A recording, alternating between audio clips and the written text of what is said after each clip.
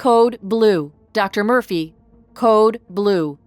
Immediately, Quinn jumped up and grabbed her lab coat. I'm sorry, Marcy, a patient needs me. Marcy squeezed her shoulder and waved her on. Quinn slammed the door of the operating room open. Her team of doctors and assistants huddled around an elderly man on a gurney. Quinn recognized the man as Mr. Bernstein. She had performed surgery on him just the previous day after he'd been injured in a horrific car crash. Mr. Bernstein now cried out in pain. He clutched his head. Another wound bloomed from his chest beneath his hospital gown. He's crashing. He's been pulling at his stitches, saying there's something on the inside, Quinn's assistant told her. Quinn nodded. She focused on the patient. Quinn placed a comforting hand on Mr. Bernstein's shoulder. Mr. Bernstein, we need you to take some deep breaths. We are here to help you. He ignored her and thrashed his arms around and yelled, Save me, please! Something's wrong, please! Save me! Quinn grasped his hand and looked into his eyes. Mr. Bernstein, I'm going to take care of you, just like I did before. But we have to sedate you now, okay? Quinn spoke calmly and slowly. He screamed louder. You didn't help me the last time! Quinn looked to her anesthesiologist, who was setting up Mr. Bernstein's IV. Could you move any faster here? The anesthesiologist nodded away Quinn's brashness and injected the IV with the anesthesia. Mr. Bernstein cried out once more before he closed his eyes. Monitor his heart rate. He shouldn't be under too long at his age. We need to work fast, Quinn instructed her team. They nodded to her and began to work around her to clean the wound and restitch the skin.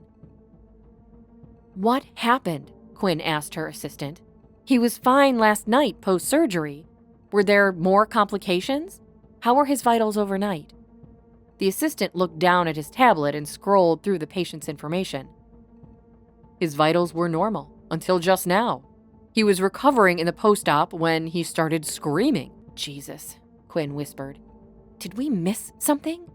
Maybe it's internal bleeding. Quinn leaned down to inspect Mr. Bernstein, whose heart rate dipped. Alarms went off on all the machines in the room. We're losing him! Defibrillator and start compressions now! Quinn screamed as she pressed down on his chest and began compressions.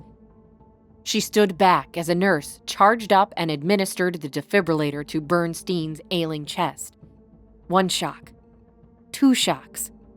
The nurse looked at Quinn. 3 shocks. Nothing. All the monitors were silent. Mr. Bernstein was gone.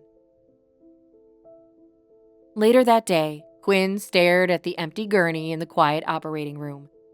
She'd sent her team home hours earlier. She wandered around the room while she looked at printouts of the man's heart rate. Dr. Crawford entered the room and placed a comforting hand on her shoulder. Quinn tossed the paperwork aside. She rubbed at her forehead in exhaustion. I don't know what happened. He was stable when we put him under. Scared, but we had him under control. I had him under control. Everyone loses patience, even brilliant surgeons like you. A post-mortem will show the cause. Probably a clot or internal bleeding, nothing you could have done, Dr. Crawford reassured her. Quinn took a long breath in and out. It never gets easier. No, it doesn't, Dr. Crawford agreed. But staying in here and torturing yourself isn't helping. Quinn hung her head in her hands for a moment. You're right. Has the family been notified? That's why I came in here.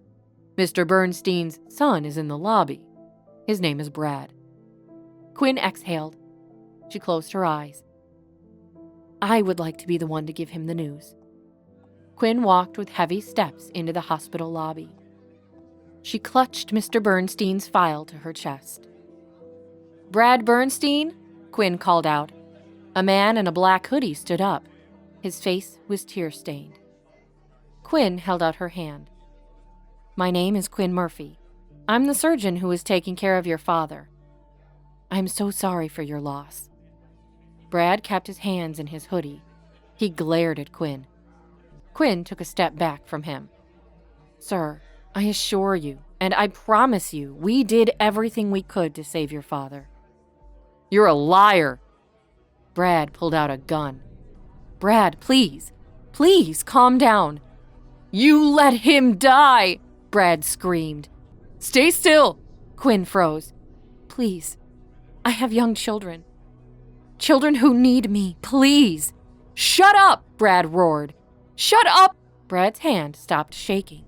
He pointed the gun right into Quinn's face. Quinn squeezed her eyes shut. A shot rang out across the hospital lobby. Hi, Quinn here, and if you're wondering what happens next, click on the link in the description to listen to the full audio series. You can also watch the next episode here in the playlist.